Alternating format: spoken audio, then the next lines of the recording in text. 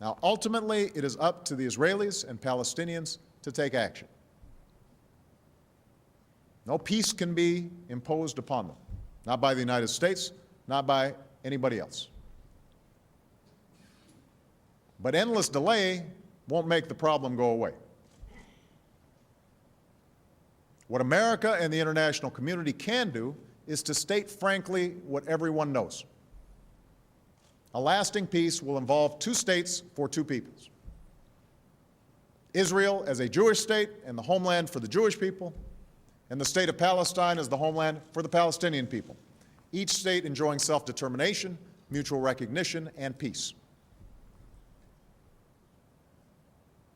So while the core issues of the conflict must be negotiated, the basis of those negotiations is clear: a viable Palestine, a secure Israel.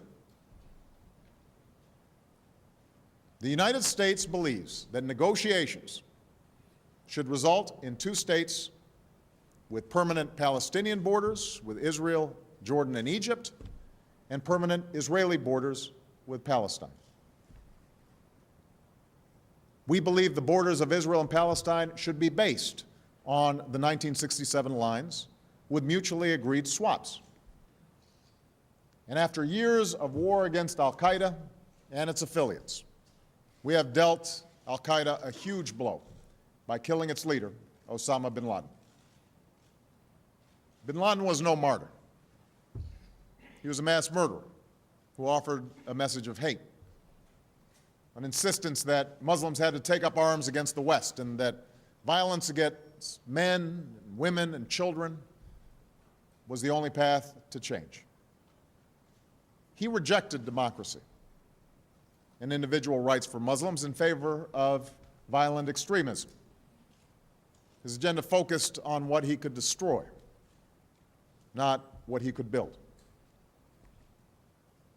Bin Laden and his murderous vision won some adherents. But even before his death, al-Qaeda was losing its struggle for relevance. In Benghazi, we heard the engineer who said, "Our words are free now. It's a feeling you can't explain." In Damascus, we heard the young man who said, "After the first yelling, the first shout, you feel dignity." Those shouts of human dignity are being heard across the region. And through the moral force of nonviolence, the people of the region have achieved more change in 6 months than terrorists have accomplished in decades. For the fact is, real reform does not come at the ballot box alone. Through our efforts, we must support those basic rights to speak your mind and access information. We will support open access to the internet and the right of journalists to be heard, whether it's a big news organization or a lone blogger.